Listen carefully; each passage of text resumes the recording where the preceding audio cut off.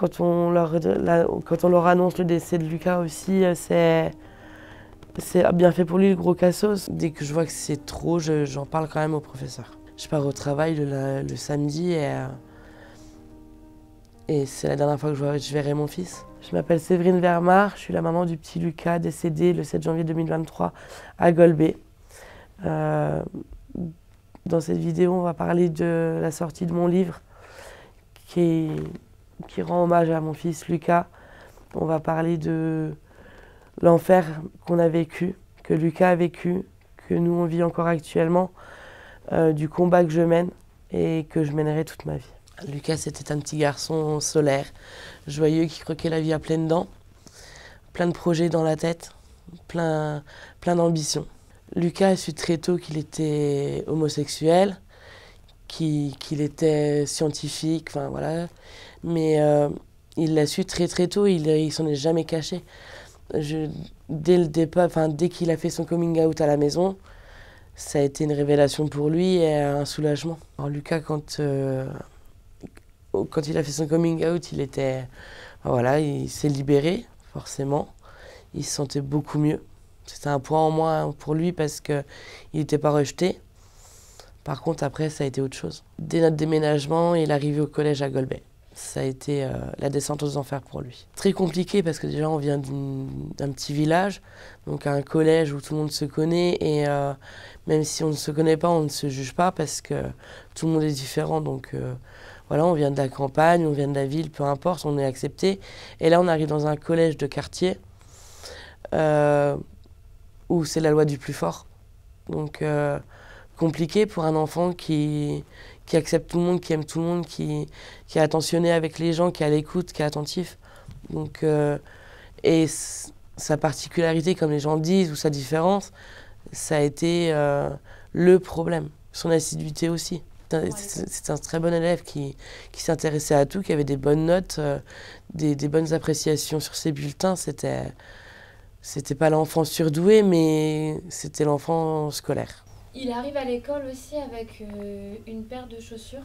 Avec les fameuses Converse compensées, avec un liseré rose derrière et une forme de petit cœur, mais enfin voilà, c'était pas flashy non plus. Donc trouvé dans le rayon homme sur internet, sur le site de Converse. Donc c'est les chaussures de l'enfer. Alors moi j'avais mis une réserve sur ça parce que je lui ai dit t'es sûr tu les veux, tu veux pas qu'on renvoie et qu'on en prenne une autre paire et il m'a dit ah non je les veux, je les mettrai, s'ils sont pas contents c'est pareil en fait.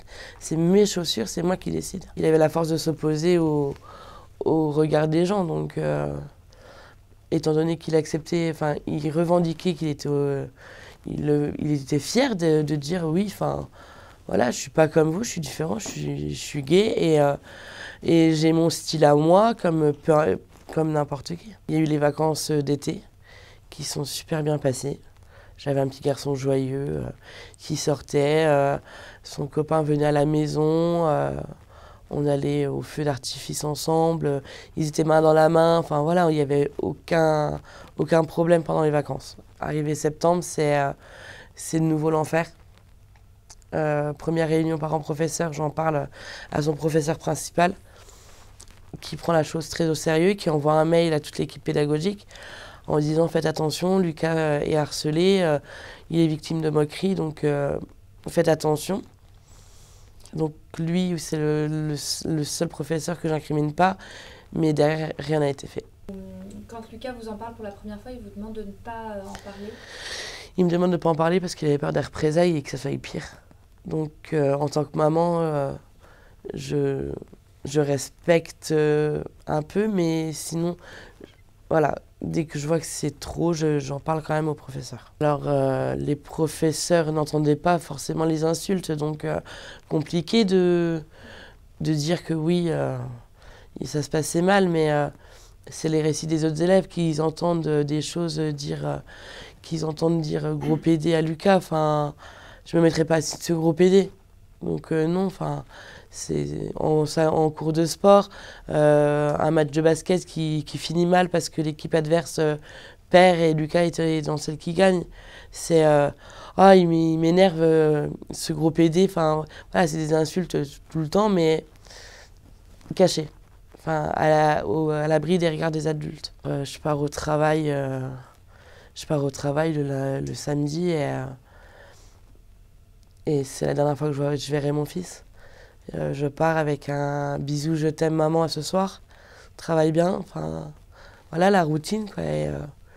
Je reçois un appel en me disant que mon fils a fait une TS, une tentative de suicide et là c'est la descente aux enfers mais pour moi. Parce que lui au final il voulait prendre la parole mais il l'a coupé au final. Enfin, son geste veut dire que stop, enfin, j'ai beau parler, c'est terminé. Alors on a été victime oui de harcèlement médiatique contre notre gré, hein. C'est pas de notre sort, c'est pas notre choix. Ma sœur a fait une cagnotte en ligne qui a tout déclenché. On a été harcelés jusqu'à la porte d'entrée de mon appartement, jusqu'à devant l'école de ma fille, enfin vraiment partout, il y avait des journalistes partout. Je me serais cru dans un film, mais un film d'horreur au final parce que poursuivi comme ça alors que je viens de perdre mon fils, c'est l'horreur et il y a vraiment des journalistes qui ont été trop loin et ça a été compliqué parce que je pouvais pas être avec mon fils, profiter des derniers instants avec mon fils, lui dire au revoir décemment. Après, au niveau de l'État, ça a été compliqué parce qu'on nous a promis des choses qui n'ont pas été respectées. On a demandé une enquête administrative on nous l'a promis déjà dès le départ, ce qui n'a pas été fait, il a fallu se battre. Premier procès devant la juge des enfants, très compliqué parce que première fois face à face avec les présumés harceleurs, avec les 4 élèves. Donc compliqué de les avoir en face parce que je me dis que mon fils pourrait être avec eux en fait, au lieu d'être parti. Donc affronter leur regard et leur attitude surtout, c'est compliqué. Parce que ça rigole, ça n'a aucune empathie, ça prend la chose à la légère. Ils ne se rendent pas compte du mal qu'ils ont fait à Lucas et d'avoir détruit notre famille en fait. Donc ils regardent leurs chaussures, ils rigolent. Ça sort du tribunal, ça court de partout. Enfin, on voit que c'est des enfants. On voit que c'est encore des enfants, mais je me dis que mon fils pourrait être avec ces 4 enfants et rigoler avec eux aussi. Ce qui n'est pas le cas parce que des choses ont été dites et faites de leur part et non, c'est compliqué. Après, il y a eu la cour d'appel où c'est pareil, ça a été très compliqué parce que il faut repasser, il faut reparler, il faut redire et voilà, ça a été une journée très compliquée parce que le jour-là, j'apprends que l'enquête administrative n'a pas été conduite. Juste avant de rentrer, mon avocate m'annonce ça et on était dépités.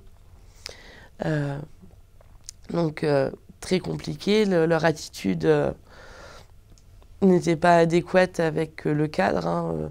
On est au tribunal, on est en cour d'appel, c'est un jugement, hein. C'est pas, enfin voilà, on n'est pas en cours de récréation, mais les parents, c'est pareil. Enfin, aucun mot d'excuse, rien du tout, aucune empathie. C'est l'éducation qu'on leur a. L'enfant reflète le parent qui l'a éduqué, enfin, le contexte dans lequel il a grandi aussi. Donc voilà, ils sont à notre image. Nos enfants sont notre image, donc sont notre reflet. Donc c'est l'éducation des parents aussi qu'il faut revoir, qu'il faut refaire. Ils ont été reconnus coupables en première instance.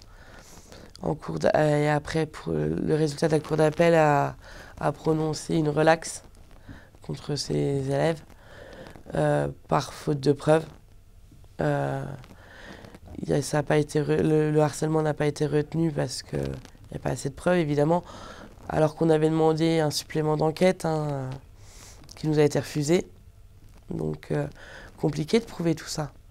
Il nous manquait cette enquête administrative, évidemment, qui prouvait le harcèlement. Donc, et vu qu'on n'a pas été aidé orienté par l'établissement pour voir l'infirmière, l'assistante sociale, on ne nous a pas conseillé du tout. Donc, c'est des preuves qui manquaient. La relax, ça a été très compliqué. Ça a été très compliqué parce qu'en première instance, on les reconnaît coupables de harcèlement, sans lien de causalité parce que c'est trop compliqué à établir. Ça, j'en suis consciente, hein, il faut énormément de preuves et c'est compliqué à établir, mais la relax, ça a été difficile parce qu'on ne rend pas justice à mon fils et j'ai l'impression de l'abandonner encore une fois. Donc, puis je leur en veux parce qu'il n'y a pas d'excuses, il n'y a rien. Donc c'est doublement, c'est pire. Pas d'excuses, la justice leur donne limite raison, continuez, donc voilà, vous êtes pas coupable, donc on continue, quoi. Enfin, c'est choquant parce que l'absence de Lucas, une chaise vide, les touche pas. Enfin, ils s'en rendent pas compte. Enfin, Lucas, il est pas là, ben, il sera plus là. Enfin, voilà, ça change rien à leur petite vie. Quand on leur annonce le décès de Lucas aussi, c'est bien fait pour lui, le gros cassos. Enfin, voilà, c'est choquant. Enfin, limite, ils sont heureux du décès de mon fils, alors que non. Enfin, mon fils n'est plus là, ma famille est détruite. Je suis meurtrie, j'ai une partie, voilà, mon rayon de soleil n'est plus là. Enfin, ouais, c'est compliqué d'entendre ça de la bouche de certains enfants. Et comment a réagi l'établissement? Aucune réaction de l'établissement. Au décès de mon fils, quand je l'ai annoncé, j'étais une menteuse. C'est parce que j'ai dit à la CPU que c'était de sa faute, qu'elle n'avait pas aidé mon fils. Elle m'a dit, mais Madame Vermar, vous êtes une menteuse. Vous ne nous avez jamais appelé. Je perds mon fils 2 jours avant, on m'insulte, enfin, on me dit que je suis une menteuse parce que, soi-disant, j'ai pas appelé. Mais il y a des preuves comme quoi j'ai bien appelé l'établissement, donc comme quoi je l'ai bien signalé aussi auprès du professeur.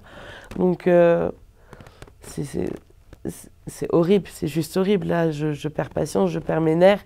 Heureusement que ma petite sœur est là, mais enfin, je rentre chez moi et je me dis, bah mince, en fait, non, c'est pas possible. Enfin, on l'abandonne encore une fois. Enfin, on l'a déjà pas aidé de son vivant et là, on recommence alors qu'il est plus là. C'est pas normal. Alors aujourd'hui, j'ai créé une association qui s'appelle Luna, Liberté, Unité, Non Harcèlement, qui se trouve sur tous les réseaux sociaux. On a une page internet aussi. Je suis entourée d'une avocate, Catherine Fèvre, d'une psychologue, Dominique Robin-Léopold, d'autres personnes aussi qui sont bienveillantes, qui sont là pour... voilà, on est là pour aider les personnes harcelées. On est là pour aider les harceleurs aussi à changer de camp, à stopper tout ça. On est là pour faire de la prévention, pour accompagner les personnes en difficulté. On est là pour les démarches, pour vraiment tout. Et c'est un combat qu'on mène. On a besoin d'adhérents, on a besoin de personnes pour combattre ce fléau. On a besoin d'un parrain ou d'une marraine pour nous appuyer, pour nous aider, nous soutenir.